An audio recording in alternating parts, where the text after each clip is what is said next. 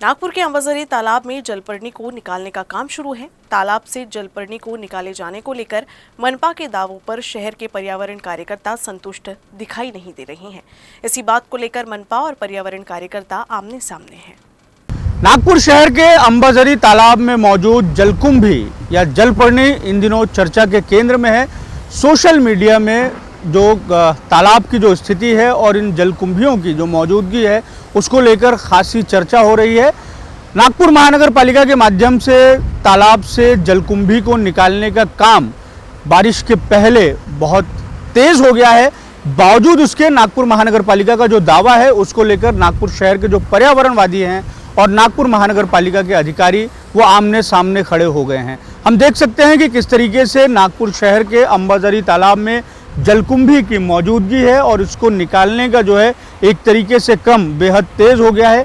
गंदे पानी या सीवर के पानी की वजह से जो है जलकुंभी पानी में पैदा होती है और इसकी ग्रोथ जो है उसको लेकर विशेषज्ञ ये कहते हैं कि वो 600% तक इसकी ग्रोथ होती है। इसलिए इसका जो असर है वो हमें तालाब में दिखाई दे रहा है।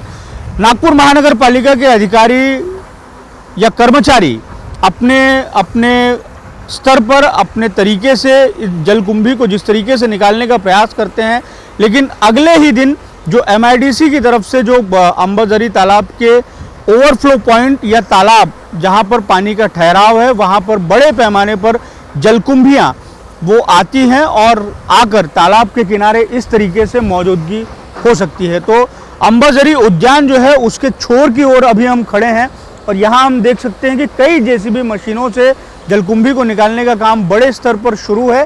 बावजूद उसके जो मौजूदगी है वो मौजूदगी इस तरीके से हमें दिखाई दे रही है।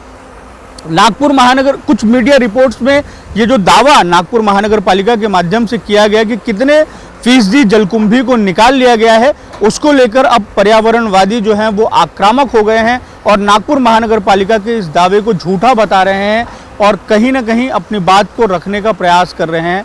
हालांकि ये भी है कि नागपुर महानगर पालिका अपने स्तर पर ये बहुत प्रयास कर रही है कि जलकुंभी को निकाला जाए, लेकिन इस जलकुंभी को पूरी तरीके से तालाब से समाप्त कर दिया जाना भी एक बड़ी चुनौती है। इसको लेकर नीरी के माध्यम से ये प्रयास हो रहा है कि इसका कोई स्थायी जो है निराकरण निकाला जाए, लेकिन वो अब तक नहीं निकाला जा सका है।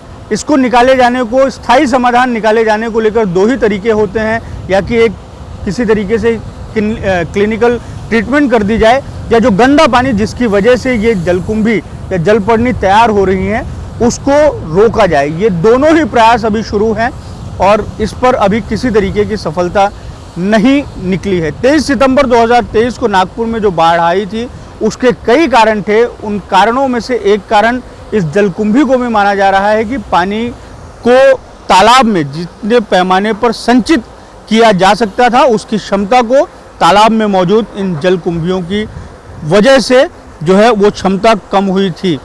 ये भी एक बड़े पैमाने पर बाढ़ का कारण था और तालाब से जिस तरीके से पानी का बहाव निकला और उसके साथ में जिस तरीके से बड़े पैमाने पर जलकुंभियाँ निकली, उन्होंने भी नदी और नालों में फंसकर पानी के बहाव को कम किया, जिसका असर हमें आगे चलकर दिखाई दिया कि पानी जो है वो तालाब के या नदी के किनारों को तोड़कर जो रिहायशी बस्ती है वहाँ तक पहुँचा। तो इस तरीके से नागपुर महानगर पालिका अपनी तरह से प्रयास कर रही है और इन प्रयासों को लेकर शहर के जो पर्यावरणवादी हैं वो सवाल उपस्थित कर रहे हैं। दोनों के अपने अपने दावे यहाँ पर दिखाई दे रहे हैं। कैमरामैन अतुल गवई के साथ दिव्येश द्विवेदी, UCN न्यूज़, नागपुर।